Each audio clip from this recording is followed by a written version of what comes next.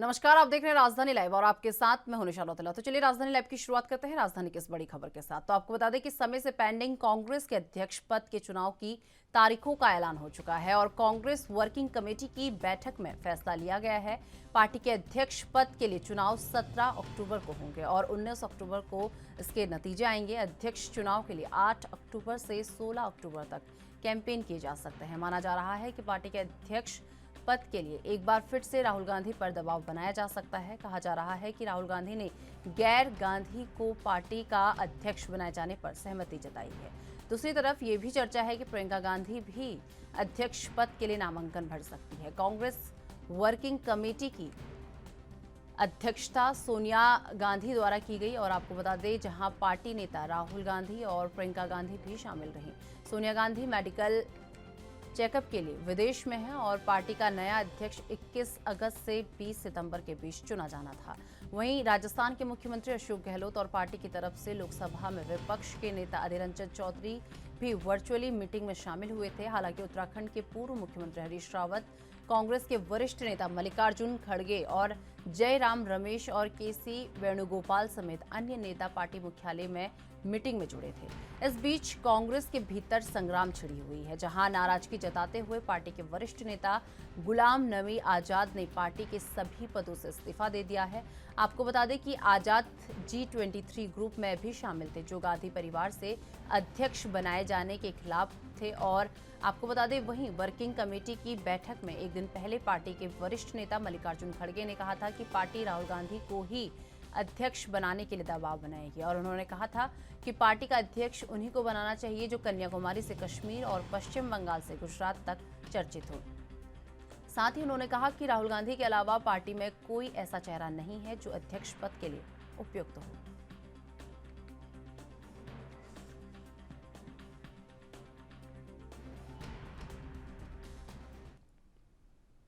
इस खबर पर अधिक जानकारी के लिए हमारे संवाददाता राजीव तिवारी हमारे साथ जुड़ चुके हैं। राजीव, जिस तरीके से बात कर ली जाए, बहुत समय से लंबे समय से कांग्रेस अध्यक्ष के लिए इसके पद की घोषणा के लिए उम्मीदवार का चुनाव का ऐलान किया जाना था, लेकिन अब इसका ऐलान हो चुका है। तो एक बार इसे लेकर पूरी अपडेट राजीव।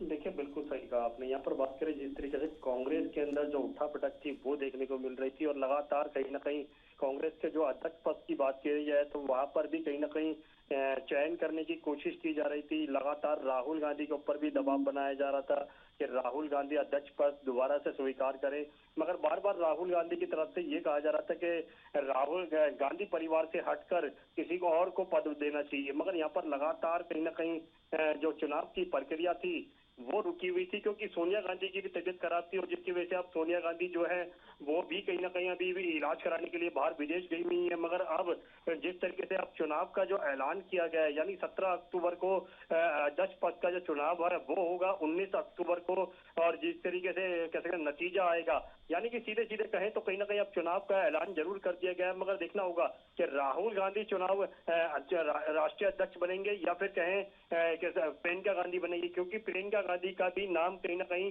अध्यक्ष पद से जुड़ता हुआ नजर आ रहा है। मगर देखना होगा, लगातार कहीं ना कहीं राहुल गांधी के लिए भी कहीं ना कहीं ये कहा जा रहा है कि जो राहुल गांधी है वो ही एक ऐसा चेहरा है जो कांग्रेस को कहीं ना कहीं दोबारा से मजबूती दे सकते हैं। मगर कांग्रेस की बात करें तो कांग्रेस के पास अभी तक राहुल गांधी के अलावा कोई भी ऐसा चेहरा नहीं है जिसको अध्यक्ष पद बनाया जा सके। जी राजीव, वहीं अगर बात कर लें जिस तरीके से राहुल गांधी ने भी गैर कांग्रेस जो कांग्रेसी उम्मीदवार के लिए जो है हामी जताई है उसके लिए, तो क्या कोई नया चेहरा इस अध्यक्ष पद के लिए देखने को मिल सकता है? देखिए, बिल्कुल सही कहा आपने। यहाँ पर बात करें नए चेहरे की तो राहुल गांधी बार बार यही कह रहे हैं कि कोई गांधी परिवार से हटकर कोई नया चेहरा अध्यक्ष बनाना चाहिए। मगर अशोक सिंह गहलोत की बात करें तो उनका भी नाम इसमें शामिल होता हुआ नजर आ रहा है। और यहाँ तक कि कह सकते हैं कि और जो अधीर रंजन चौधरी की बात करें तो उनका भी नाम शामिल होता हुआ नजर आ रहा है। मगर अभी प्रियंका गांधी का भी नाम जुड़ता हुआ नजर आ रहा है कि ये भी सूत्रों के हिसाब से जानकारी मिल रही है कि प्रियंका गांधी भी कहीं ना कहीं अध्यक्ष पद की दौड़ के लिए शामिल हो सकती है। मगर अब देखना होगा जो 17 अक्टूबर को जो चुनाव होने हैं उसके लिए किस तरीके से अध्यक्ष चुना जाएगा और जो 19 तारीख को रिजल्ट आएगा उसका भी देखना होगा। मगर यहाँ पर बात करें चुनाव प्रचार की, तो 8 अक्टूबर से लेकर 16 अक्टूबर तक कैंपेनिंग की जो प्रक्रिया होगी वो भी अपनाई जाएगी और लगातार कहीं ना कहीं कांग्रेस को मजबूत करने के लिए किस चेहरे को ऊपर दाव खेला जाएगा ये भी देखना होगा। मगर लगातार कहीं ना कहीं अध्यक्ष पद जो अभी तक खाली था उससे कहीं ना कहीं कांग्रेस को कहीं ना कहीं जो उसकी बागडोर थी वो कहीं ना कहीं हिलती हुई नजर आ रही थी। मगर अब देखना होगा कि कांग्रेस दोबारा से मजबूत हो पाएगी या फिर इसी तरीके से अंदरूनी जो उठापटक है वो चलती रहेगी। जी राजीव, वही बात कर लें जिस तरीके से ये राष्ट्रीय अध्यक्ष पद के चुनाव से पहले अगर बात कर लें तो 8 से 16 अक्टूबर तक जो है कैंपेन चलाने की बात की जा रही है, तो एक बार इसे लेकर भी पूरी अपडेट। देखिए, बिल्कुल सही कहा आपने। अध्यक्ष पद के चुनाव के लिए जो कैंपेनिंग होगी वो लगभग 8 अक्टूबर से लेकर 16 अक्टूबर तक चलाई जाएगी और इसके अंदर सभी पार्टी कार्यकर्ताओं की कहीं ना कहीं रोल होगा। यहाँ तक कि अध्यक्ष पद के लिए राहुल गांधी के ऊपर दोबारा से दबाव बनाया जा सकता है कि राहुल गांधी ही जिस अध्यक्ष पद को स्वीकार कर ले। अगर राहुल गांधी अध्यक्ष पद को स्वीकार कर लेते हैं तो कहीं ना कहीं जो गांधी परिवार है या फिर कहें कांग्रेस है उसको शायद मजबूती मिल सकती है। मगर प्रियंका गांधी भी कहीं ना कहीं इसके अंदर शामिल हो सकती है। तो कहीं ना कहीं अगर प्रियंका गांधी आती हैं तो भी कहीं ना कहीं गांधी परिवार की जो सीट है वो वहीं की वहीं बरकरार रहेगी। मगर यहाँ पर जिस तरीके से लगातार राहुल गांधी की तरफ से बार बार कहा जा रहा है कि गांधी परिवार से हटकर अध्यक्ष बनाना होगा, तो देखना होगा कि गांधी परिवार से हटकर कोई अध्यक्ष बनता है या फिर गांधी परिवार के ही लोग इसमें अध्यक्ष बन पाएंगे। जी राजीव, वही बात कर ले जिस तरीके से अध्यक्ष पद को लेकर जो चुनाव होने हैं उसे लेकर मल्लिकार्जुन खड़गे ने भी जो है अपनी बात रखी, एक बार उसे लेकर भी पूरी अपडेट की। उन्होंने क्या कुछ इस पद को लेकर कहा है? देखिए, बिल्कुल सही कहा आपने। यहाँ पर बात करें मल्लिका अर्जुन खड़गे, तो उन्होंने भी लगातार कहीं ना कहीं ये भी कहा था कि पार्टी के जो अंदरूनी जो लड़ाई है उसको लेकर भी कहीं ना कहीं दिक्कतें हैं उसको भी खत्म करना चाहिए। राहुल गांधी की अध्यक्ष पद बनने के लिए दबाव बनाना चाहिए। मगर लगातार कहीं ना कहीं दिक्कतें जरूर आ रही हैं, मगर कांग्रेस के अंदर वो दिक्कतें जो है वो कहीं ना कहीं कांग्रेस को ही मिलकर दूर करनी होगी। मगर जिस तरीके से अध्यक्ष पद अभी तक जो खाली था उसके लिए बार बार सोनिया गांधी के ऊपर दबाव डाला जाता था कि सोनिया गांधी ही जब तक संभाले इसको। मगर अब सोनिया गांधी की भी तबीयत खराब है तो कहीं ना कहीं दिक्कतें जरूर है। मगर अब देखना होगा कि राहुल गांधी क्या अध्यक्ष पद चुनेंगे या फिर प्रियंका गांधी आ पाएंगी या फिर अशोक सिंह गहलोत की बात करें या फिर अधीर रंजन चौधरी की बात करें, कोई बाहर का नेता बन पाएगा। ये लगातार कहीं ना कहीं चुनाव प्रक्रिया जो है वो कहीं ना कहीं अपनाई जाएगी और जिस तरीके से अध्यक्ष पद जो खाली है शायद उसको भरने के लिए जल्दी से जल्दी कोशिश की जाएगी। जी राजीव, जहां एक तरफ ये कहा जा रहा है कि अध्यक्ष पद के लिए राहुल गांधी पर दबाव बनाया जाएगा, लेकिन वहीं दूसरी ओर जयराम रमेश ने ये कहा है कि पार्टी अध्यक्ष के लिए कोई भी नॉमिनेशन कर सकता है।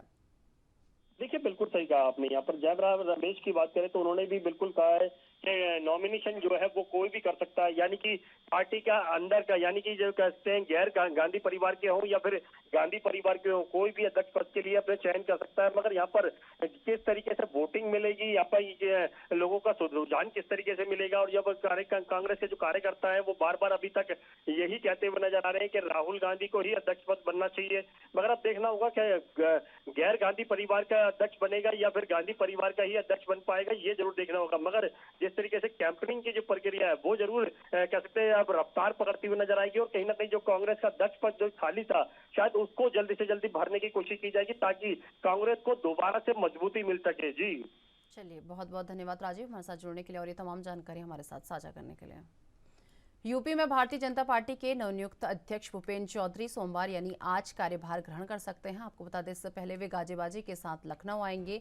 यहां भाजपा के प्रदेश मुख्यालय पर जल शक्ति मंत्री स्वतंत्र देव सिंह उनको नए अध्यक्ष की कमान सौंपेंगे। इस मौके पर मुख्यमंत्री योगी आदित्यनाथ और केंद्र के कुछ बड़े नेताओं के मौजूद रहने की उम्मीद जताई जा रही है।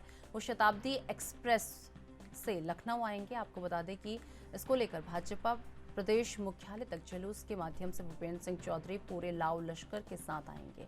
आपको बता दें कि गुरुवार को भूपेंद्र सिंह चौधरी को भारतीय जनता पार्टी का नया प्रदेश अध्यक्ष चुना गया था और उसके बाद वे लगातार दिल्ली में ही हैं और दिल्ली में उन्होंने राष्ट्रीय अध्यक्ष जेपी नड्डा, राष्ट्रीय महासचिव धर्मेंद्र प्रधान के अलावा भाजपा के वरिष्ठ नेताओं से मुलाकात की थी। ऐसा माना जा रहा था कि भूपेंद्र सिंह चौधरी गृह मंत्री अमित शाह और प्रधानमंत्री नरेंद्र मोदी से भी मुलाकात करेंगे। इसके बाद आपको बता दें वे लखनऊ में आकर अपना कार्यभार ग्रहण करेंगे और भारतीय जनता पार्टी के सूत्रों ने बताया है कि स्वतंत्र देव सिंह सोमवार को दोपहर से शाम के बीच लखनऊ आ सकते हैं। यहाँ सबसे पहले भूपेंद्र सिंह का भव्य स्वागत किया जाएगा। उसके बाद भाजपा के प्रदेश कार्यालय की ओर उनका काफिला बढ़ेगा। वहीं जगह जगह काफिले का स्वागत किया जाएगा, जिसके बाद में बीजेपी प्रदेश मुख्यालय में कार्यभार ग्रहण करने की औपचारिकताएं पूरी की जाएंगी।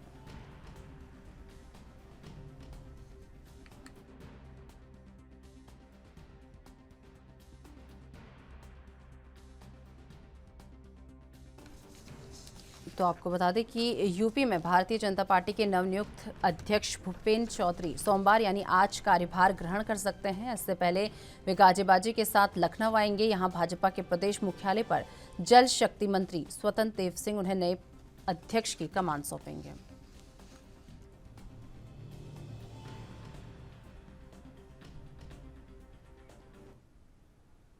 इस खबर पर अधिक जानकारी के लिए हमारे साथ हमारे संवाददाता जितेंद्र चौहान हमारे साथ जुड़ चुके हैं। जितेंद्र, जिस तरीके से बात कर ली जाए, आज भूपेंद्र चौधरी जो है बीजेपी प्रदेश अध्यक्ष की जो है शपथ ग्रहण उनका होना है, तो कब तक ये शपथ ग्रहण होगा, एक बार इसे लेकर पूरी अपडेट। देखिए, बुधवार को भूपेंद्र चौधरी का भारतीय जनता पार्टी उत्तर प्रदेश के अध्यक्ष के तौर पर नाम घोषित हुआ था और लगातार वो भूपेंद्र चौधरी बुधवार से लगातार दिल्ली में है और दिल्ली में जो केंद्र नेतृत्व है उनसे मुलाकात कर रहे हैं और भाजपा के जो वरिष्ठ नेता है उनसे कहीं ना कहीं मुलाकात कर रहे हैं। और लगातार उसके बाद आज भूपेंद्र चौधरी शताब्दी एक्सप्रेस से लखनऊ पहुंचेंगे और लगभग 11 बजे का समय दिया गया है कि 11 बजे लखनऊ की चारबाग स्टेशन पर भूपेंद्र चौधरी, जो कि भारतीय जनता पार्टी उत्तर प्रदेश के नए प्रदेश अध्यक्ष हैं, वो कहीं ना कहीं पहुंचेंगे और उनके पहुंचने के बाद उनके स्वागत समारोह में काफी बड़ा जुलूस निकाला जाएगा, जिसमें माना जा रहा है कि दोनों डिप्टी सीएम भी मौजूद रहेंगे और कहीं ना कहीं वो रास्ते भर में उनका स्वागत करते हुए भूपेंद्र चौधरी जब 11 बजे पहुंचेंगे तो रास्ते भर में रूट डाइवर्ट कर दिए गए हैं और कहीं ना कहीं रूट डाइवर्ट के माध्यम से जहां जहां इनका रूट है, भारतीय जनता पार्टी चारबाग से लेकर भारतीय जनता पार्टी मुख्यालय तक, प्रदेश मुख्यालय तक कहीं ना कहीं उनका काफिला पहुंचेगा और जगह जगह कार्यकर्ता उनका स्वागत करेंगे। और साफ तौर पर कहा जा सकता है कि नए प्रदेश अध्यक्ष के बाद जो कार्यकर्ताओं में जोश आया वो कहीं ना कहीं दिखाने का काम किया जाएगा। और लगभग 12 साढ़े 12 बजे के आसपास भूपेंद्र चौधरी भारतीय जनता पार्टी मुख्यालय पहुंचेंगे, जहां पर माना जा रहा है कि मुख्यमंत्री योगी आदित्यनाथ भी वहां पहुंच सकते हैं और कई दोनों डिप्टी सीएम। और उसके बाद जो औपचारिकताएं होती हैं उन औपचारिकताओं को निभाते हुए जो पूर्व कह सकते हैं कि प्रदेश अध्यक्ष है स्वतंत्र देव सिंह, उनको कहीं ना कहीं कार्यभार सौंपने का काम। हालांकि प्रदेश अध्यक्ष की शपथ ग्रहण की बात की जाए तो अभी कार्यक्रम की घोषणा नहीं हुई है कि आखिरकार कार्यक्रम क्या गया और भव्य कार्यक्रम किया जाएगा प्रदेश अध्यक्ष की शपथ ग्रहण समारोह में। तो साफ तौर पर ये जो कहा जा सकता है कि भूपेंद्र चौधरी बुधवार से लेकर आज सोमवार को वो लखनऊ पहुंच रहे हैं। लखनऊ में तब कार्यकर्ता, पार्टी कार्यकर्ता पूरी तरह से तैयारी में जुटे हैं क्योंकि नए प्रदेश अध्यक्ष का स्वागत करना है और तैयारियां जोर शोर से है। वही जितेंद्र, बात कर लें जिस तरीके से बीजेपी ने एक बार ये बात फिर से साबित कर दी है कि बीजेपी जिस चीज को सबसे रेस में सबसे आगे ही बताती है उस नाम पर कभी दाव नहीं खेलती, क्योंकि जिस तरीके से अगर प्रदेश अध्यक्ष की अगर बात कर लें तो केशव प्रसाद मौर्य का कहीं ना कहीं नाम सबसे आगे चल रहा था, लेकिन बीजेपी ने दाव उल्टा खेल दिया है। बीजेपी ने जिसका नाम रेस में सबसे आगे दिखाया उस नाम पर दाव ही नहीं खेला। देखिए, बिल्कुल हमेशा ये रहा है कि भारतीय जनता पार्टी जिसके नामों की चर्चा होती है और कहीं ना कहीं भारतीय जनता पार्टी में जो नामों की चर्चा की जाती है वो कहीं ना कहीं वो उस व्यक्ति को उस पद पर नहीं रखा जाता। और एक बार भी आपने फिर बात सही कही है कि ये बात साबित हो गई कि भारतीय जनता पार्टी जिसका नाम लेती है वो शायद जो कायस है वो धरे के धरे रह जाते हैं और भारतीय जनता पार्टी दाव किसी और पर खेल जाती है। लगातार प्रदेश अध्यक्ष के पद के लिए डिप्टी सीएम केशव प्रसाद मौर्य का नाम चल रहा था क्योंकि दलित चेहरा भी है और लगातार दूसरी बार डिप्टी सीएम बनाए गए हैं और ये माना जा रहा है कि प्रदेश अध्यक्ष की कमान उनको दी जा सकती है। लेकिन उनका नाम के एकदम से भूपेंद्र चौधरी का नाम आता है। भूपेंद्र चौधरी को आजमगढ़ से दिल्ली बुलाया जाता है और दिल्ली में उनको प्रदेश अध्यक्ष बना दिया जाता है। तो जाहिर सी बात है कि एक बड़ा कार्ड खेलने के लिए भारतीय जनता पार्टी तैयार है, क्योंकि पश्चिमी उत्तर प्रदेश में 2022 के चुनाव में काफी नुकसान हुआ था भारतीय जनता पार्टी को, क्योंकि समाजवादी पार्टी और रालोद ने गठबंधन किया था और जाटों को साधने के लिए, जाटों को वोट बैंक साधने के लिए लगातार भारतीय जनता पार्टी ने एक बड़ा दाव खेला है और कहीं ना कहीं पश्चिमी उत्तर प्रदेश का वोट और जाटों का वोट कहीं ना कहीं और किसानों को वोट अपनी ओर आकर्षित करने के लिए, अपनी ओर खींचने के लिए 2024 को देखते हुए उन्होंने भूपेंद्र चौधरी के ऊपर दाव खेला है। और साफ तौर पे कहा जा सकता है कि भूपेंद्र चौधरी हालांकि जो नेताओं से काफी परिचित है और कहीं ना कहीं सबको समझते हैं और संगठन को भी समझते हैं। उन्होंने विश्व हिंदू परिषद से लेकर संगठन तक काम किया है और भूपेंद्र चौधरी को जिम्मेदारी देना, तो जाहिर सी बात है कि एक जिम्मेदारी को निर्वहन भूपेंद्र चौधरी जरूर करेंगे। और उन्होंने जिस तरह से उनके बयान सामने आए, उन्होंने साफ तौर पर कहा कि पार्टी का जो संगठन कहेगा उसी नेतृत्व में हम काम करेंगे, पार्टी के लिए काम करेंगे, संगठन के लिए काम करेंगे। तो जिम्मेदारी लेकर आप लखनऊ आ रहे हैं और लखनऊ में जल्दी उनका शपथ ग्रहण समारोह होगा। शपथ ग्रहण समारोह के बाद वो अपना जो रणनीति है उन रणनीतियों में शामिल होना शुरू कर देंगे। और जिसके लिए 2024 का चुनाव हुआ और उनके पास बड़ी जिम्मेदारी दी गई है, क्योंकि 2024 के चुनाव को देखते हुए आबादी के स्तर से और कहीं ना कहीं वोट बैंक के स्तर से भी उत्तर प्रदेश सबसे बड़ा राज्य है। और कोशिश की जाएगी कि भूपेंद्र चौधरी 2024 का चुनाव में सबसे ज्यादा जीते, क्योंकि भारतीय जनता पार्टी का लक्ष्य है 80 में 80 भूपेंद्र चौधरी का, कि 80 लोकसभा सीटों को जीतने का काम कहीं ना कहीं काम करेंगे। तो उन सीटों को भी जिताने की कोशिश करेंगे। प्रदेश अध्यक्ष की जिम्मेदारी दी गई है और जाट वोट बैंक से लेकर किसान वोट बैंक सभी को खींचने की कोशिश करेंगे भूपेंद्र चौधरी। चलिए, बहुत बहुत धन्यवाद जितेंद्र हमारे साथ जुड़ने के लिए और ये तमाम जानकारी हमारे साथ साझा करने के लिए। तो फिलहाल वक्त हो चुका है एक छोटे से ब्रेक का। ब्रेक के बाद फौरन हाजिर होते हैं।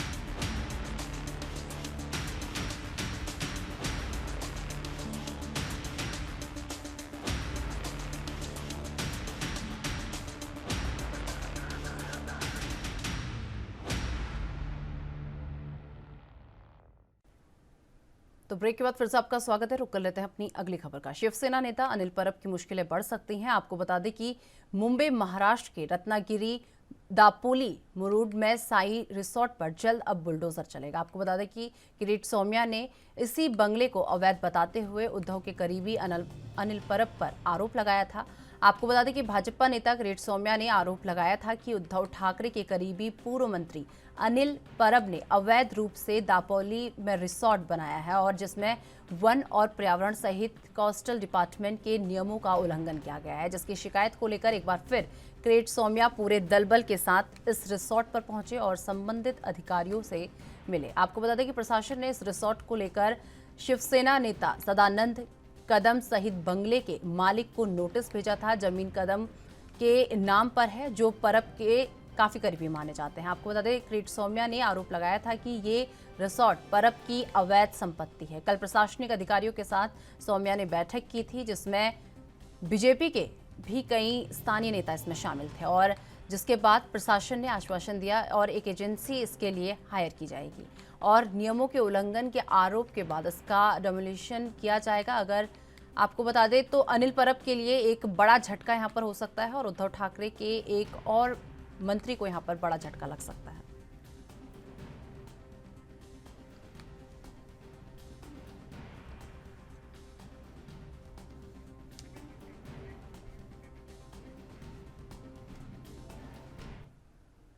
इस खबर पर अधिक जानकारी के लिए हमारे साथ हमारे संवाददाता सत्यप्रकाश सोनी हमारे साथ जुड़ चुके हैं। सत्यप्रकाश, जिस तरीके से बात कर ली जाए शिवसेना नेता अनिल परब की, एक बार फिर से जो है मुश्किलें बढ़ सकती है। एक बार इसे लेकर पूरी जानकारी कि क्यों उनकी मुश्किलें बढ़ रही हैं, एक बार इसे लेकर पूरी जानकारी। बिल्कुल निशा जी, देखिए महाराष्ट्र और शिवसेना के बेहद करीबी माने जाने वाले पूर्व मंत्री अनिल परब का रिसोर्ट जो रत्नागिरी मुरुड में बनाया गया था, उसको लेकर भारतीय जनता पार्टी के पूर्व सांसद किरीट सोमैया लगातार आरोप लगा रहे थे। इस दौरान उन्होंने कल अधिकारियों के साथ मीटिंग की। मीटिंग के जरिए उन्होंने तमाम जानकारी दी। हालांकि यह मामला बेहद करीबी होता जा रहा है, क्योंकि किरीट सोमैया ने दावा किया है कि बहुत जल्द ही अनिल परब का जो रिसोर्ट है, साई लीला रिसोर्ट, उसे डेमोलिश कर दिया जाएगा, बुलडोजर चला दिया जाएगा। इस दौरान उन्होंने यह भी कहा है कि महाराष्ट्र के मुख्यमंत्री एकनाथ शिंदे ने डेमोलिशन के पेपर पे कार्रवाई भी कर दिया है, यानी कि हस्ताक्षर कर दिया है। तो ऐसे में माना जा रहा है कि आने वाले हफ्ते में अनिल परब के रिसोर्ट पर बुलडोजर चल सकता है। अगर बुलडोजर चलता है तो ज्यादातर मुंबई में पहला मामला होगा जब किसी मंत्री के बुलडोजर प्रॉपर्टी या रिसोर्ट पर जो है इस तरह का बुलडोजर चलाया जा रहा हो। जी सत्यप्रकाश, वही बात कर ली जाए, जिस तरीके से आपने कहा कि अनिल परब के रिसोर्ट पर जल्द ही बुलडोजर चलेगा, तो कब तक ये बुलडोजर की कार्रवाई की जा सकती है? देखिए, तलाशी डिपार्टमेंट ये कहता है कि हम इस डेमोलिशन से पहले एक एजेंसी नियुक्त करेंगे, जो एजेंसी इसकी जांच करेगी कि इसमें कोस्टल वायलेशन किया गया है या वन का वायलेशन किया गया है या फिर गार्डन का वायलेशन किया गया है। अगर कोई वायलेशन दिखाई देता है तो जाहिर तौर पर इस पे जरूर कार्रवाई होगी।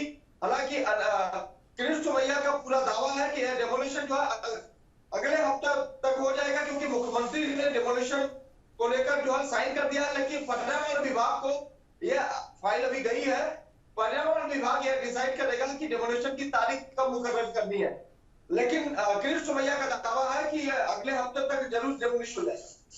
सत्यप्रकाश, वहीं अगर बात कर ली जाए, उद्धव ठाकरे के काफी करीबी अनिल परब माने जाते हैं, तो इस पर उद्धव ठाकरे का कोई रिएक्शन सामने आया हो?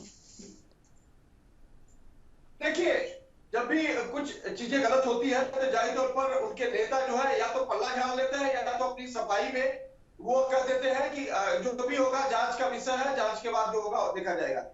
तो इस तरह की स्थितियां महाराष्ट्र में बन रही है। हालांकि भारतीय जनता पार्टी लगातार शिवसेना के ऊपर आक्रामक रही है। एक बार फिर से किरीट सोमैया इस तरह की जो आरटीआई के द्वारा तमाम जानकारी निकले और आरोप लगाए हैं, तो जाहिर तौर पर किरीट सोमैया को भारतीय जनता पार्टी में इसीलिए रखा गया है कि वो तमाम लोगों का पोल खोल करें और भारतीय जनता पार्टी के तमाम जो नेता है, मंत्री है, वो लगातार उनके ऊपर दबाव बनाए। तो स्थिति इसी तरह से बन रही है। हालांकि किरीट सोमैया ने जो दावा किया है उसमें कितनी सच्चाई है यह अभी उजागर नहीं हुआ है, क्योंकि आरोप के बारे में कोई बात नहीं सामने आई। लेकिन डेमोलिशन को लेकर जरूर उन्होंने कहा है कि इसको जो है जल्द डेमोलिश कर दिया जाएगा। वहीं अगर बात की जाए जिस तरीके से किरीट सोमैया द्वारा जो है ये आरोप लगाया है अनिल परब पर, तो इससे क्या कहा जा सकता है कि बीजेपी जो है विपक्ष पर लगातार उन्हें विपक्ष को डराने का काम यहाँ पर कर रही है? बिल्कुल, देखिए बीजेपी का यह काम ही ऐसा है कि अगर विपक्ष नहीं रहेगा तो उनके ऊपर सवाल नहीं खड़ा करेगा। तो इसी वजह से बीजेपी लगातार आक्रामक रहती है और खासकर विपक्ष को दबाने की कोशिश करती है कि जब लोग विपक्ष नहीं रहेगा तो उनसे सवाल जवाब का संभावना बेहद कम हो जाती है। क्योंकि जिस तरह से मानसून सत्र के दौरान विधान भवन में देखा गया कि लगातार भारतीय जनता पार्टी के और एकनाथ शिंदे गुट लगातार महाविकास अघाड़ी सरकार के तीनों घटक को जो दबाने की कोशिश कर रहा था और तमाम तरह के झड़प भी देखी गई। तो ये बिल्कुल साफ पिक्चर हो रही है महाराष्ट्र की कि बीजेपी जो है विपक्ष को बिल्कुल आगे नहीं आने दे रहा। अगर विपक्ष कमजोर रहेगा तो बीजेपी की जो मनमानी है वो चल सकती है। इस तरह की स्थिति बन रही है। सत्यप्रकाश, वहीं अगर बात कर ली जाए, कल किरीट सोमैया ने एक बैठक की थी, इस बैठक में कौन कौन शामिल रहा? किरीट सोमैया के साथ भारतीय जनता पार्टी के तमाम नगर सेवक और मुरुड के जो तमाम भारतीय जनता पार्टी के कार्यकर्ता पदाधिकारी है वो मौजूद थे। उनकी मौजूद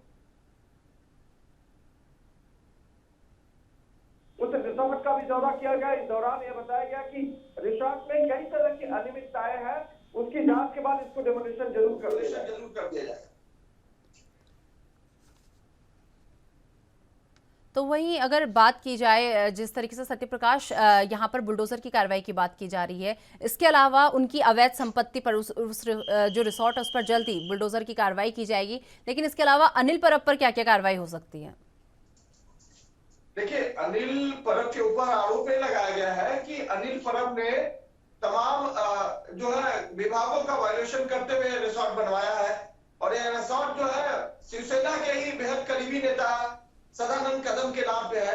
फिलहाल सदानंद कदम इस वक्त जो है एकनाथ शिंदे गुट में चले गए हैं। तो सवाल ये खड़ा होता है कि अगर सदानंद कदम के नाम पे कार्रवाई होती है तो एकनाथ शिंदे गुट कैसे कार्रवाई करेगा? दूसरी बात, अनिल परब को लेकर अगर कार्रवाई होती है तो डेमोलेशन होगा।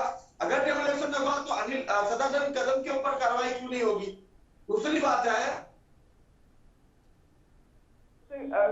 कहां से लाए थे इस रिसोर्ट को बनाने के लिए? ये भी एक सवाल खड़ा होता है। तो तमाम चीजें एक साथ क्यों खड़ी हो रही है, उसका सवाल और जवाब या तो सदानंद कदम को देना होगा या तो फिर अनिल परब को देना होगा। चलिए, बहुत बहुत धन्यवाद सत्यप्रकाश हमारे साथ जुड़ने के लिए और ये तमाम जानकारी हमारे साथ साझा करने के लिए।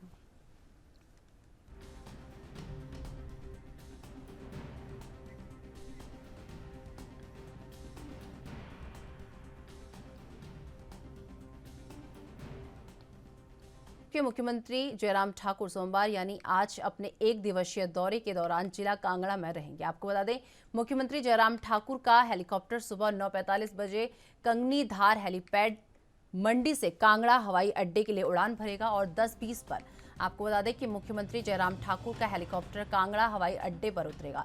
जिला कांगड़ा में पहुंचने पर भाजपा कार्यकर्ताओं द्वारा मुख्यमंत्री जयराम ठाकुर का जोरदार स्वागत किया जाएगा। इसके उपरांत आपको बता दें 10:35 पर मुख्यमंत्री जयराम ठाकुर का काफिला शाहपुर के लिए रवाना होगा और करीब 11 बजे आपको बता दें कि मुख्यमंत्री जयराम ठाकुर एसडीएम ऑफिस के ग्राउंड शाहपुर पहुंचेंगे और यहां पर मुख्यमंत्री जयराम ठाकुर प्रगतिशील हिमाचल की स्थापना के 75 साल पूरा होने पर आयोजित कार्यक्रम में बतौर मुख्य अतिथि के रूप में शिरकत करेंगे और उपस्थित जनसमूह को भी संबोधित करेंगे।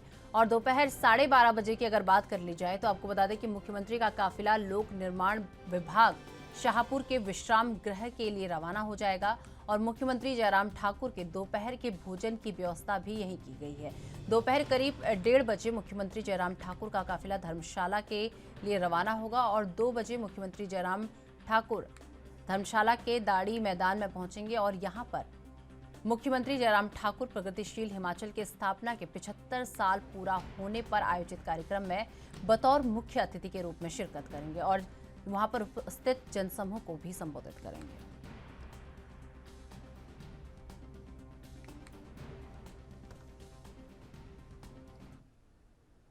इस खबर पर अधिक जानकारी के लिए हमारे साथ हमारे ब्यूरो चीफ हिमाचल से टीना ठाकुर जी हमारे साथ जुड़ चुकी है। टीना जी, आज सीएम जयराम ठाकुर जो हैं कांगड़ा जिले के दौरे पर रहने वाले हैं, लेकिन एक बार इसे लेकर पूरी अपडेट। जी बिल्कुल, आज जो मुख्यमंत्री जयराम ठाकुर है पिछले कल मंडी के दौरे पे थे, वहां से वो सीधे आज कांगड़ा पहुंचेंगे।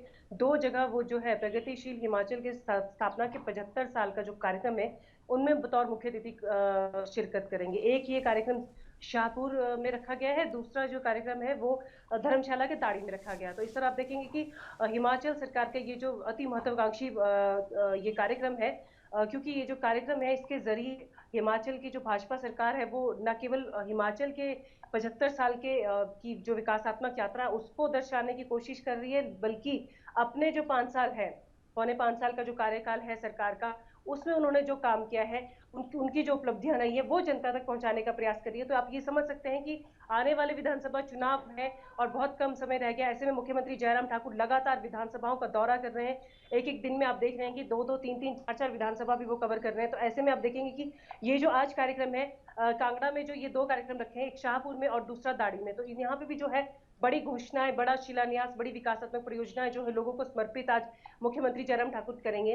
तो ऐसे में जो सरकार का ये जो कार्यक्रम है इसमें जो अलग अलग विभाग है वो भी अपनी उपलब्धियों को दर्शा रहे। जैसे पिछले कल आपने देखा कि मंडी में जो कार्यक्रम किया गया था उसमें बिजली विभाग के जो आज अब तक की जो उपलब्धियां थी उनको दर्शाया गया था और जो लोगों को जो 125 यूनिट फ्री बिजली की जो योजना थी वो वहां से उसका शुभारंभ किया गया था। तो ऐसे में कांगड़ा से भी आज कोई योजना या जो बड़ा कोई विभाग की जो कोई उपलब्धियां हैं उनको दर्शाया जा सकता है, और साथ ही जो लोगों को जो कुछ बड़ी जो कुछ घोषणा है वो मुख्यमंत्री की तरफ से आज हो सकती है। जी टीना जी, जिस तरीके से बात की जाए, लगातार चुनाव को देखते हुए लगातार जिस तरीके से सीएम जयराम ठाकुर जो है लगातार विधानसभाओं का दौरा कर रहे हैं, तो इसी कड़ी में कल का क्या कार्यक्रम उनका रह सकता है? जी देखिए, कल का कार्यक्रम का अभी कोई जानकारी नहीं आई, क्योंकि वो कुछ जो देर शाम है उस टाइम उनका जो कार्यक्रम है उसकी जो लिस्ट है वो जारी होती है। तो ऐसे में कल भी जो है वो अलग अलग दौरे रह सकते हैं। हालांकि जो जब मुख्यमंत्री जयराम ठाकुर है आज शाम वो शिमला पहुंच जाएंगे, तो ऐसे में माना जा रहा है कि कल वो शिमला के आसपास का दौरा कर सकते हैं। हालांकि मुख्यमंत्री जब भी शिमला आते हैं उसके तुरंत अगले दिन जो है किसी नई विधानसभा क्षेत्र के लिए वो निकल जाते हैं। तो ऐसे में जैसे ही मुख्यमंत्री टूर प्रोग्राम आएगा तो मैं आपके साथ साझा करूंगी, लेकिन फिलहाल अभी जो मुख्यमंत्री जयराम ठाकुर वो शिमला आज शाम को पहुंच जाएंगे। जी टीना जी, वहीं अगर बात कर ली जाए जिस तरीके से कांगड़ा जिले के दौरे पर आज सीएम जयराम ठाकुर रहने वाले हैं, तो क्या क्या तैयारियां जो हैं इसके लिए पूरी कर ली गई हैं? देखिए, ये जो दोनों विधानसभा क्षेत्र है दोनों जो है भाजपा के ही जो विधायक है वहां से हैं, और शाहपुर से मंत्री हैं सरवीन चौधरी, उनका जो है विधानसभा क्षेत्र है।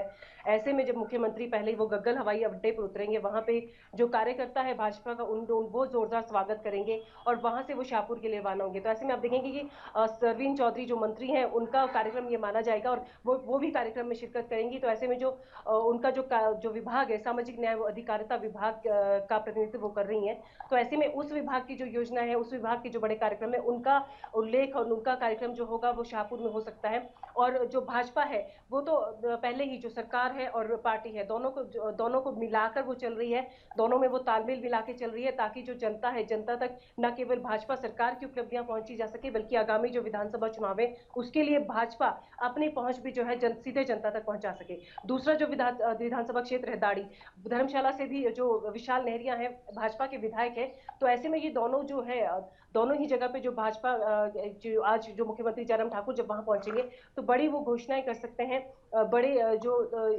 योजनाएं हैं उनका शिलान्यास वो कर सकते हैं। जी टीना जी, वहीं बात कर ली जाए जिस तरीके से चुनाव काफ़ी नज़दीक जो है अब आ गए हैं हिमाचल में, तो इसी कड़ी में अगर लोगों की बात कर ली जाए तो लोगों का बीजेपी को लेकर कैसा रुझान देखने को मिल रहा है? क्या रिस्पॉन्स बीजेपी को लेकर लोग अपना दे रहे हैं? जी देखिए, क्योंकि हिमाचल में हम पहले ही बोल चुके हैं कि इस बार का चुनाव जो है दोनों ही पार्टीज के लिए, दोनों का परंपरागत जो दुश्मन है कांग्रेस और भाजपा, दोनों के लिए टफ रहने वाला है। हालांकि अगर हम अभी तक की बात करें तो रुझान कुछ हद तक भाजपा के पक्ष में दिखाई दे रहे हैं, क्योंकि कांग्रेस जो है गुटबाजी और नेतृत्व की जो लड़ाई है उसमें फंसी हुई अभी नजर आ रही है। तो ऐसे में जो भाजपा है वो आगे चल रही है, और फिलहाल जो लोग हैं वो भी ये मानकर चल रहे हैं कि अगर मतलब ये, हालांकि ये पूरी जनता का रुझान नहीं है, लेकिन मैक्सिमम लोगों का ये मानना है कि कांग्रेस के पास अभी नेतृत्व की लड़ाई है, कांग्रेस नेतृत्व नहीं अपना तय कर पा रही है। तो ऐसे में जो है फिलहाल भाजपा को आप मजबूत मान सकते हैं, क्योंकि भाजपा काफी स्थितियों में काफी मजबूत है, काफी आगे उनकी तैयारियां चल रही हैं, चाहे वो फिर सरकार की तरफ से हो चाहे संगठन की तरफ से हो। संगठन भी इसमें कोई कसर नहीं छोड़ रहा है। आपको बताएं कि सितंबर में भी प्रधानमंत्री नरेंद्र मोदी की रैली प्रस्तावित की गई है। तो ऐसे में आप देखें कि भाजपा कहीं आगे भी इस टाइम चल रही है और काफी मजबूत स्थिति में। हालांकि अभी विधानसभा चुनाव को 2 महीने का समय है, उसमें क्या किस तरह से कांग्रेस आगे बढ़ सकती है, कांग्रेस लीड ले सकती है, वो आगे आने वाले समय बताएगा। लेकिन फिलहाल भाजपा मजबूत स्थिति में दिखाई दे रही है यहाँ पे। चलिए टीना जी, बहुत बहुत धन्यवाद हमारे साथ जुड़ने के लिए और ये तमाम जानकारी हमारे साथ साझा करने के लिए।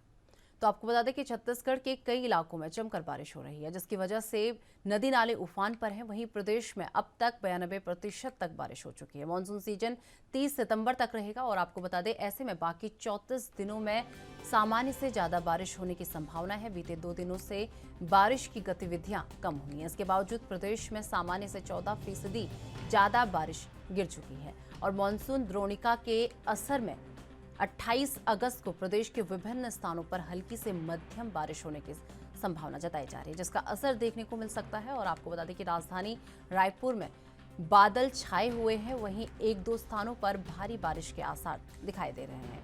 और आपको बता दें कुछ स्थानों पर बिजली गिरने की भी जो है आशंका जताई गई है। बीजापुर में सामान्य से 96% ज़्यादा बारिश गिरी है और जो सामान्य से काफ़ी ज़्यादा है। और 15 जिलों में सामान्य से ज़्यादा, 6 जिलों में सामान्य और 5 जिलों में कम पानी गिरा है। और उत्तर छत्तीसगढ़ के 3 जिलों में सामान्य से काफ़ी कम पानी गिरा है। सरगुजा जिले में 49% और जशपुर में 36 और कोरिया जिले में सामान्य से 28% कम बारिश हुई है। इससे धान की फसल जो है प्रभावित हुई है।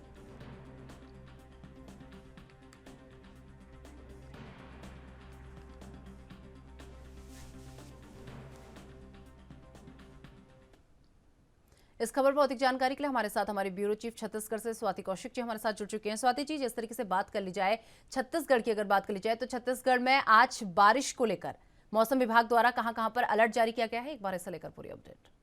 देखिए, आज अगर इस पूरे सीजन में बारिश की बात की जाए तो फिर से अलर्ट जारी किया गया है। कुछ क्षेत्रों में मध्य बारिश के लिए और कुछ क्षेत्रों में अल्प बारिश के लिए। ये पूरी बारिश को जो है वो खंड वर्षा के तौर पर बताया जा रहा है। मतलब भारी बारिश कहीं नहीं होगी और एकदम मूसलाधार बारिश कहीं नहीं होगी, लेकिन ये जो थोड़ी थोड़ी बारिश है, कहीं ना कहीं समस्याएं जो है वो थोड़ी क्रिएट करती हुई दिख रही है। बाकी ये जो बारिश को मौसम के हिसाब से और फसलों के हिसाब से बहुत अच्छा समझा जा रहा है। तो वहीं अगर हम बात कर ले तो कहीं पर बिजली जो है चमकने के साथ बिजली वज्रपात होने की संभावनाएं भी जताई जा रही है, जिसको लेकर लोगों में अलर्ट जारी किया गया है। तो कुछ ऐसे भी क्षेत्र है जहां पर वज्रपात हो सकता है। तो अभी अगर पूरे प्रदेश में हुई अब तक की वर्षा की बात करें तो कहीं पर जैसे सरगुजा अंचल की बात करें तो वहां पर एक समय में बहुत अच्छी वर्षा हुई, लेकिन फिर भी जितने प्रतिशत वर्षा होनी चाहिए उसमें कम है। तो वही बस्तर की भी अगर हम बात कर ले तो बस्तर में बारिश के सीजन के पहले ही दौर में देखा गया कि वहां पे बाढ़ की स्थिति बन गई थी, लेकिन बारिश फिर भी वहां पर भी कम है। चूंकि बाढ़ की स्थिति बनी थी, ये पड़ोसी राज्य में अधिक वर्षा की वजह से जो कनेक्टेड नदियां हैं वो फ्लो में थी, ज्यादा उनमें पानी आ गया था, लेकिन जितनी वर्षा होनी चाहिए वहां पे भी लगभग 2 से 3% अभी तक कम वर्षा हुई है। तो वही मध्य क्षेत्रों की बात कर ले तो मध्य क्षेत्र में जो रायपुर संभाग है, यहाँ पर भी अभी तक जितनी वर्षा होनी थी उससे कम बताई जा रही है, लेकिन जो आने वाले समय की वर्षा है वो पर्याप्तता की ओर इशारा कर रही है। मौसम वैज्ञानिकों से जितनी जानकारी प्राप्त हुई है, अब ये आने वाले जो है 24 से 48 घंटे इसमें वर्षा तो होगी, लेकिन कहीं पर भी जो है ये बहुत ज्यादा नहीं होगी, मध्यम वर्षा होगी और कहीं पर कम वर्षा होगी, लेकिन वर्षा के साथ वज्रपात के जो है वो आशंकाएं पूरी जताई जा रही है। जी स्वाति जी, वहीं अगर बात कर ली जाए जिस तरीके से छत्तीसगढ़ में भी इस बार देखा गया कि बारिश को लेकर काफी कहर छत्तीसगढ़ में भी देखने को मिला, जगह जगह पर बाढ़ जैसी स्थिति बनी रही, तो ऐसे में अगर बात किसानों की जाए तो किसानों की फसलों को कितना नुकसान हुआ है? जी, किसानों की जो अगर पिछले 15 दिन की बात करें तो 15 दिनों में कमेटी तो बिल्कुल बनाई गई है कि कहाँ कहाँ पर अधिक वर्षा की वजह से किसानों की जो फसलें हैं वो खराब हुई है। तो वो रिपोर्ट अभी आना चूंकि बाकी है, तो ये रिपोर्ट आने के बाद ही पता चलेगा, क्योंकि एक टाइम पर सरगुजा संभाग जो है वो डूबा हुआ, रायगढ़ कोरबा जो क्षेत्र है वो डूबा हुआ माना जा रहा था। कुछ विध्वंसक उसके भी अपने खबरें आई थी कि कोरबा में अति बारिश की वजह से घर ढह गए, ऐसी भी कुछ खबरें आई थी। तो फसलों के नुकसान का जायजा जो है वो सरकार कमेटी बनाकर ले रही है, लेकिन अब वापस स्थिति ऐसी हो रही है कि कहीं सूखा ना हो जाए, क्योंकि बारिश जो है जितनी होनी चाहिए उससे कम परसेंट में हुई है, और जब हुई है तो वो बहुत लगातार हुई है, जिसकी वजह से पूरा पानी जो है वो 2-1 दिन में बह के निकल जा रहा है। क्योंकि लैंडलॉक स्टेट है छत्तीसगढ़, कहीं पर पहाड़ है, तो इस स्थिति में ऐसा हो रहा है कि पानी जो है वो बिल्कुल बहकर निकल जा रहा है। तो बाढ़ की स्थिति उस हिसाब से 1-2 दिन के लिए जरूर निर्मित होती है, लेकिन कहीं पे भी वो बाढ़ की स्थिति एकदम क्रिएट होती है और फसलों को नुकसान होता है, लेकिन उसके बाद ही देखिए तो बारिश रुकते ही 2-3 दिन में खाली हो जाता है। तो अब वापस ऐसी स्थिति बन रही है कि कहीं पर शायद फसल सूखने की चपेट में ना आ जाए। जी स्वाति जी, वहीं बात कर ली जाए जिस तरीके से छत्तीसगढ़ में लगातार बारिश का कहर जो है देखने को मिला था, इसी बीच अगर बात कर ली जाए उन लोगों की जो लोग इस बारिश के दौरान बेघर हो गए और जिन लोगों ने अपने लोगों को खो दिया इस बारिश के दौरान, इस बाढ़ के, चाहे वो बाढ़ में अपने लोगों को खो दिया हो, तो ऐसे लोगों के लिए सरकार द्वारा क्या आर्थिक मदद उन लोगों को दी गई है? देखिए, सूखा मतलब ये जो पूरा राहत कार्य है वो तो चलाया ही जा रहा है, लेकिन जो पूरी खबर जो आ पाएगी वो पूरी कंप्लीट मुआयने के बाद आएगी। जिन लोगों ने पूरा परिवार खो दिया है, क्योंकि कोरबा में जब अधिक बारिश की वजह से पूरा घर गिरा था, तो पूरे घर में जितने लोग थे, पूरा परिवार उस समय वहां मौजूद था, तो पूरे का पूरा परिवार जो है वो उस विध्वंस के चपेट में आ गया। उसके बाद अगर बात करें तो कई लोग बाढ़ की चपेट में बहे भी हैं, मतलब नंबर बहुत ज्यादा है लेकिन बह गए हैं, तो ऐसे लोगों को रेस्क्यू करके निकाला गया है। तो ये जो पूरे सीजन की अगर हम बात करें अभी तक, तो इसका पूरा मुआयना करते हुए सरकार ने रेस्क्यू टीम बना रखी है अपनी, और जितने नुकसान हुए हैं, चाहे वो किसानों की कह लीजिए, चाहे वो आम जनता की कह लीजिए, तो यथासंभव इन सारी चीजों को जल्द से जल्द करने की जी। स्वाति जी, वहीं बात कर ली जाए जिस तरीके से लगातार प्रदेश में बारिश जो है देखने को मिली है, और उसी बीच अगर बात कर ली जाए पानी के स्रोतों की अगर बात कर ली जाए, तो जब ज़्यादा बारिश होती है तो स्वाभाविक रूप से जो है पानी के स्रोत कहीं ना कहीं नष्ट हो जाते हैं। तो ऐसे में पीने के पानी को लेकर क्या क्या समस्याएं सामने आ रही हैं? जी बिल्कुल, क्योंकि छत्तीसगढ़ किसानों का स्टेट ज्यादा है, तो पीने के लिए बोर वगैरह की जो व्यवस्था है वो ऑलरेडी हर जगह जो किसानी वाला क्षेत्र है वहां पर पहले से ही है। नदी नाले बिल्कुल उफान पर चल रहे हैं, लेकिन पीने के पानी की व्यवस्था शहरी क्षेत्रों में तो पूरी है, तो ग्रामीण क्षेत्रों में भी नल जल योजना जो है उसके तहत अमूमन गांव जो है वो कवर किए जाते हैं। तो ये जो रेस्क्यू टीम है ये पीने के पानी की व्यवस्था, खाने की व्यवस्था, मेडिकल जो फर्स्ट ट्रीटमेंट है उसकी व्यवस्था लेकर चल रहा है। यहाँ का जो रेस्क्यू टीम है वो पूरा। जी स्वाति जी, वहीं बात कर ली जाए जिस तरीके से बारिश प्रदेश भर में हुई है, उस बीच कई जगह जो है कई चीज़ें क्षतिग्रस्त हो गई हैं। चाहे आप रास्तों की बात कर लीजिए, चाहे आप नदियों की पुलों की बात कर लीजिए, तो ये जो है पूरी तरीके से क्षतिग्रस्त हो गया। ऐसे में क्या इन रास्तों को फिर से बना दिया गया है लोगों के लिए, ताकि लोगों को इसमें कोई परेशानी का सामना ना करना पड़े? जी बिल्कुल, जो रास्ते खराब होते दिखे हैं उनमें वैकल्पिक व्यवस्था अभी तो दी गई है, लेकिन कहीं से भी ऐसी कोई खबर नहीं आई है कि जहाँ पे कोई पुल पुलिया जो है वो पूरी तरीके से इस विध्वंस पे उसमें चपेट में आया हो। लेकिन हाँ, कुछ ऐसे पुल पुलिये हैं जो 5 दिन के ऊपर से बह रहे हैं और रास्ते नहीं दिख रहे हैं। इसके लिए कुछ वैकल्पिक व्यवस्थाएं जो है वो बिल्कुल तैयार की गई है, और अगले आने वाले सत्र के लिए इन सारी चीजों को सावधानी के रूप में बरतने की बिल्कुल बात की जा रही है। जी स्वाति जी, जिस तरीके से वज्रपात की भी अब कुछ दिनों में जो है संभावना जताई गई कि वज्रपात भी हो सकता है, तो ऐसे में शासन प्रशासन द्वारा क्या क्या निर्देश जो हैं अधिकारियों को दिए गए हैं? जी बिल्कुल, ये आम शासन प्रशासन को तो जो निर्देश दिए गए हैं वो तो है ही सावधानी बरतने के, लेकिन आम लोगों को सुरक्षित जगह पे, जैसे ही मौसम बदले तो सुरक्षित जगह पे रहने के, और लोहे से थोड़ा दूर रहने के, जो है वो बिजली से दूर रहने के, मोबाइल टावरों से दूर रहने के, टीन शेड से दूर रहने के जो है वो महत्वपूर्ण जो सुझाव है वो लोगों को दिए गए हैं। जागरूक करने का कि किस परिस्थिति में बिजली जो वज्रपात जो है वो गिरता है, बिजली जो है वो गिरती है, तो वो किस स्थिति में आप उससे कैसे बच सकते हैं, इसकी जो है वो लोगों के बीच में जागरूकता अभियान के तौर पर बिल्कुल ये जो रेस्क्यू टीम है वो उनको बता रही है। जो जिला प्रशासन है वो उनको जानकारी जो है वो प्रदान कर रहा है, ताकि लोग अपने जान बचा सके। और ये जो बिजली जब भी गिरती है तो वो अगर कोई ह्यूमन उसकी चपेट में आता है तो या तो वो अधमरा स्थिति में होता है, या बिल्कुल ही उस समय उनको बचा पाना मुश्किल हो जाता है। जलने की समस्या जो है वो बहुत खतरनाक होती है, वो देखने में भी कई बार विचलित कर जाती है। तो ऐसे में लोगों को जागरूक करने का अभियान जो है वो ज्यादा चलाया जा रहा है। जी स्वाति जी, वहीं अगर मौसम विभाग की बात कर ली जाए, तो मौसम विभाग द्वारा अभी जो है कितने दिनों तक, कितने महीने तक या कितने दिनों तक जो है मानसून के प्रदेश में रहने के आसार जताए जा रहे हैं? जी, महीने की तो अभी बात नहीं की जा सकती, क्योंकि पूरा अभी मौसम जो है 4 महीने का होता है, तो वो अभी 2 महीने तो इसमें शेष बचे ही हुए हैं। लेकिन अगर अभी हम कुछ दिनों की बात करें तो मौसम विभाग ने अभी 48 घंटे के लिए जो है अपना जो बारिश की जो संभावनाएं हैं वो 48 घंटों के लिए जारी की है। जी चलिए, बहुत बहुत धन्यवाद स्वाति जी हमारे साथ जुड़ने के लिए और तमाम जानकारी हमारे साथ साझा करने के लिए। उत्तराखंड विधानसभा में नियुक्तियों को लेकर अनौपचारिकता वार्ता के दौरान बड़ी बातें कही गई। आपको बता दें, सीएम ने कहा कि ये मामला बेहद गंभीर है, इसका सीधा संबंध उत्तराखंड के सभी नौजवानों के रोजगार से है। आयोग की गड़बड़ी की शिकायतों पर सख्त एक्शन लिया जा रहा है। सीएम पुष्कर सिंह धामी ने कहा कि विधानसभा भर्ती घोटाले के दोषियों को किसी भी कीमत में बख्शा नहीं जाएगा। और मुख्यमंत्री पुष्कर सिंह धामी ने रविवार को अधीनस्थ सेवा चयन आयोग की भर्ती में आ रही गड़बड़ी की शिकायतों पर मीडिया से अनौपचारिक वार्ता की है। आपको बता दें कि सीएम पुष्कर सिंह धामी ने अधीनस्थ सेवा चयन आयोग की भर्तियों में जहां भी गड़बड़ी की शिकायत प्राप्त हो रही है वहां हमने सख्त जांच के आदेश दे दिए हैं। कुछ मामले एसटीएफ को दिए हैं और कुछ पर विजिलेंस को नियुक्त किया गया है। सभी मामलों पर कार्रवाई चल रही है, जिसका परिणाम आप सभी के सामने आ भी रहा है। और अभी तक कुल 27 लोगों की गिरफ्तारी हो चुकी है।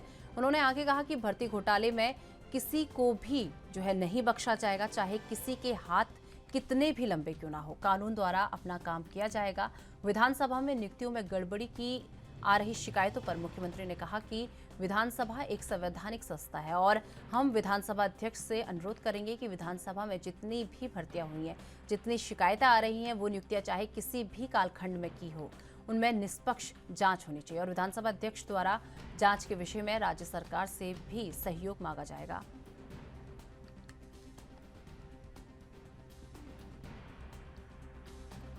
क्या आदेश दिए हैं? देखिए, ये जो अधिनियम सेवा चयन आयोग में लगातार शिकायतें मिल रही थी, लगातार भर्तियों में गड़बड़ियों की बात आ रही थी। उन गड़बड़ियों को लेकर हमने एसटीएफ को इसकी जांच सौंपी है और दरोगा भर्ती को लेकर कि पुलिस विभाग से जुड़ा हुआ मामला है, इसलिए हमने विजिलेंस को जांच दी। जहाँ विजिलेंस ने अपना काम करना प्रारंभ कर दिया है, एसटीएफ ने अभी तक 25 लोगों को सलाखों के अंदर कर दिया है, उनकी गिरफ्तारियाँ हो चुकी हैं। इस प्रकरण में जो भी दोषी होगा, चाहे वो कितना ही पावरफुल क्यों न हो, कितनी पहुँच वाला क्यों न हो, जहाँ भी होगा उसको हमारी एसटीएफ, हमारी पुलिस उसको खोजेगी और जो अपराधी है, अपराधी को उसका दंड मिलेगा। इसके साथ साथ यह भी है कि चूँकि ये हमारे बेटियों से, बेटों से जुड़ा हुआ प्रश्न है, उनके भविष्य से जुड़ा हुआ है, हमारे नौनिहालों से जुड़ा हुआ विषय है, हम इसके लिए फुल प्रूफ योजना बना रहे हैं कि भविष्य में कभी भी कोई भी इस प्रकार की अपराधिक घटना की पुनरावृत्ति करने की न सोचे। इसके साथ साथ जो बच्चे अपनी मेहनत से पास हुए हैं उनको भी जो है हम लोग कहीं निराश नहीं होने देंगे। कोशिश करेंगे कि उन बच्चों का जिन्होंने अपनी ईमानदारी से, मेहनत से जिनका परिणाम आया है, वो बच्चे उसमें हों। इधर विधानसभा के स्तर पर भी जो है गड़बड़ियों की शिकायत मिल रही है कि लोगों ने कहा है कि गड़बड़ी हुई है तमाम तरह से। हमने कहा है कि जिस संस्था में भी गड़बड़ी हुई है, चूँकि विधानसभा एक हमारी संवैधानिक संस्था है, मैं माननीय अध्यक्षा जी से भी अनुरोध करूँगा कि वह भी जो है चाहे किसी की भी कालखंड में, चाहे इस कालखंड में हुई हो, उस कालखंड में हुई, जो भी भर्तियों की गड़बड़ियाँ हुई है उसकी वो जांच बैठाएं और सरकार उसमें पूरा सहयोग करेगी। विधानसभा में ये मामला भी उठा है कि जो सचिव है उनको नियम विरुद्ध 1 साल में 3 पद। लेकिन मैंने कहा है कि जहाँ भी गड़बड़ियाँ हुई है, ये कोई एक संस्था की बात नहीं है, जिस संस्था में भी गड़बड़ी हुई है हम उस संस्था में जांच के पक्षधर हैं। जांच हो और जांच में सरकार पूरी तरह से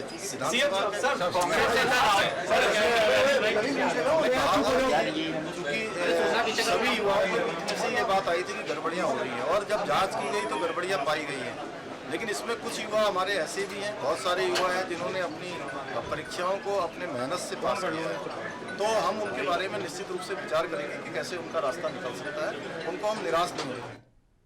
इस खबर पर अधिक जानकारी के लिए हमारे साथ हमारे संवाददाता यशराज आनंद हमारे साथ जुड़ चुके हैं। यशराज, जिस तरीके से बात कर ली जाए, विधानसभा भर्ती घोटाला मामला इस वक्त काफी जोरों पर चल रहा है, तो एक बार इसे लेकर पूरी अपडेट। जी बिल्कुल, तो जैसा कि एक पर एक लगातार घोटाले और अच्छी तरह मुख्यमंत्री के कार्यकाल के दौरान सुनते जा रहे हैं, वही विधानसभा घोटाला भी लेकर अभी चर्चा में आ गया है। उत्तराखंड में विधानसभा घोटाले को लेकर उत्तराखंड चर्चा में आ गया है। मैं आपको बताना चाह रहा हूँ कि विधानसभा में बैकडोर उल्टी कराई गई थी, भर्तियां कराई गई थी। यह भर्तियां कुछ प्रेमचंद अग्रवाल के समय में कराई गई थी और वहीं पर मैं बता रहा हूँ कि पूर्व मुख्यमंत्री त्रिवेंद्र सिंह रावत ने भी इस मामले पर जांच कराने की मांग की है। लेकिन वहीं पर उत्तराखंड के मुख्यमंत्री पुष्कर सिंह धामी के द्वारा कल कहा गया कि बिल्कुल जो भी उत्तराखंड विधानसभा में नियुक्ति को लेकर जो भी घोटाले हुए हैं और जिन नौजवानों के साथ खिलवाड़ किया गया है, इसको बिल्कुल इसको जांचा जाएगा, इसको परखा जाएगा। आयोग की गड़बड़ी की शिकायतों पर सख्त एक्शन लिया जाएगा। और सीएम ने यह भी कहा कि विधानसभा घोटाले में दोषियों को किसी भी कीमत पर बख्शा नहीं जाएगा। वहीं यूपी ट्रिपल एसएससी मामले में भी मैं बता रहा चाहता हूँ कि अभी तक 27 गिरफ्तारियां हो चुकी हैं और कहा गया और मुख्यमंत्री के द्वारा कहा गया है कि कोई भी लोग इसमें हो, आतम सिंह हो या कोई भी हो, कितने भी सफेद पोस्ट नेता हो, किन्हीं को बख्शा नहीं जाएगा। किन्हीं के साथ मस्ती नहीं की जाएगी कि वो भाजपा के हैं, वो कांग्रेस के हैं, किसी भी दल से वो नहीं, क्योंकि कानून सबके साथ सबके लिए समान होगा। वहीं यदि बात की जाए विधानसभा में, तो मैं बताना चाह रहा हूँ प्रेमचंद अग्रवाल के समय में कुल 73 में से कुल 30 की जो नौकरियाँ, 30 की जो वैकेंसी थी वो पेपर आई थी, उसके बाद बैकडोर की गई थी। वो गैरसैंण को लेकर स्थायी राजधानी थी, उसको लेकर की गई थी। वहाँ पर विधानसभा में गैरसैंण में कुछ लोगों की आवश्यकता थी, इसी को देखते हुए बैकडोर की जो नियुक्तियाँ की गई थी, इसी को लेकर के अब वाद विवाद चल रहा है कि यह बैकडोर एंट्रियां गलत थी। इस बैकडोर एंट्रियों को प्रेमचंद अग्रवाल ने जो करवाया है, उसमें प्रेमचंद अग्रवाल के रेखा आर्या और अन्य सभी कईयों के 4 और भाई बच्चा वाद को इसमें लिया गया है। यशराज, जिस तरीके से बात कर ली जाए, पहले यूके SSSC हो गया और अब इसके बाद विधानसभा भर्ती घोटाला मामला हो गया, तो इसे लेकर विपक्ष का क्या कुछ कहना है? विपक्ष किस तरीके से हमलावर है इस समय राज्य सरकार पर? जी जी बिल्कुल बिल्कुल। विपक्ष राज्य सरकार पर सीधे हमलावर है। विपक्ष राज्य सरकार पर लगातार हमला करते जा रहा है। विपक्ष का साफ कहना है कि जहां एक तरफ लगातार घोटाले जो हो रहे हैं वो भाजपा के कार्यकाल में ही हो रहे हैं, और जितनी भी नियुक्तियां हुई हैं उनमें से सभी नियुक्तियों में, चाहे UPSSC का ट्रिपल SSC का मामला ले लिया जाए, या विधानसभा बैकडोर भर्ती का मामला ले लिया जाए, या दरोगा भर्ती का मामला ले लिया जाए, चाहे भाजपा की ही कार्यकाल में हुए हैं और भाजपा के लोगों का ही एंट्री की गई है। यानी कि बैकडोर से भी भाजपा के लोगों की एंट्री की गई है। हाकम सिंह भाजपा के नेता है, भाजपा के लोग हैं, वो पकड़े गए हैं। यानी कि हर जगह नौजवानों को यहाँ पर दरकिनार करते हुए भाजपा उत्तराखंड के नौजवानों के साथ खिलवाड़ करते हुए अपने लोगों को एंट्री करवाते जा रही है और अपने लोगों को भर्तियां करवाते जा रही है। क्या उत्तराखंड भाजपा के लिए अपना राज्य नहीं है? क्या उत्तराखंड भाजपा के लिए जरूरी? उसी तरीके से हरीश रावत ले लें, या नेता प्रतिपक्ष यशपाल आदि ले लें, या प्रदेश अध्यक्ष करण मारा ले लें, सभी तीखे रूप से हमलावर है भाजपा पर। जी निशा। यशराज, वहीं अगर बात कर ली जाए विधानसभा भर्ती घोटाले को लेकर बात कर ली जाए, क्या आंकड़े स्पष्ट हो पाए हैं कि कितने पदों में जो है ये घोटाले का मामला सामने आया है? बिल्कुल निशा, जैसा कि जानकारी की 73 में से 32 पदों को लेकर के 32-33 लगभग यही होगा को लेकर के अभी तक यह लग रहा है कि इनमें 33 पदों को लेकर जिसमें बैकडोर एंट्रियां करवाई गई थी उसको लेकर ही मामला चल रहा है। इन पदों में ही गड़बड़ियां और इनकी ही जांच की जानी चाहिए। जहां तक विधानसभा घोटाले की बात की जाए बैकडोर में, और यदि बात की जाए यूके SSSC की, तो यूके SSSC में ये तो कह पाना मुश्किल है, लेकिन विपक्ष यह कह रही है कि लगभग सीट में से 2% से 2.5% सीट में भाजपा के द्वारा अपने लोगों को भर्तियां कराई गई थी। जी निशा। यशराज, वहीं बात कर ली जाए, जिस तरीके से विधानसभा भर्ती घोटाले को लेकर बात कर ली जाए, तो अभी तक कितनी गिरफ्तारियां इस पूरे मामले में हो चुकी हैं? विधानसभा भर्ती घोटाले को लेकर जैसा अभी बात चल रही है कि उसमें अभी तक गिरफ्तारियां नहीं हो पाई हैं, क्योंकि यह अभी कार्रवाई इसके ऊपर अभी टीम गठित होगी, इसकी अभी जांच चलेगी। जांच चलने के बाद जो दोषी पाए जाएंगे उन्हीं को गिरफ्तार किया जाएगा। तो अभी तक तो गिरफ्तारियों के विषय में कोई जानकारी नहीं आई है और गिरफ्तारियां अभी तक तो नहीं हो पाई है। लेकिन मैं बताना चाह रहा हूँ कि किन में पदों को लेकर भर्तियां हुई थी इसकी जानकारी जरूर है। जैसे मैं बताना चाह रहा हूँ निशा कि अपर निजी सचिव समीक्षा अधिकारी, समीक्षा अधिकारी, लेखा सहायक समीक्षा अधिकारी, शुद्ध एवं संदर्भ व्यवस्थापक लेखाकार, सहायक लेखाकार, सहायक फोरमैन, सूचीकार, कंप्यूटर ऑपरेटर, कंप्यूटर सहायक, वाहन चालक, स्वास्थ्य रक्षक पुरुष और महिला, इन सब पदों पर अभी तक विधानसभा में भर्तियां की गई थी। जी निशा। चलिए यशराज, बहुत बहुत धन्यवाद, आप हमारे साथ जुड़े और ये तमाम जानकारी आपने हमारे साथ साझा की। तो चलिए, मेरे साथ राजधानी लाइव में फिलहाल इतना ही। देश दुनिया की तमाम बड़ी खबरों के लिए देखते रहिए एएनबी न्यूज़। नमस्कार।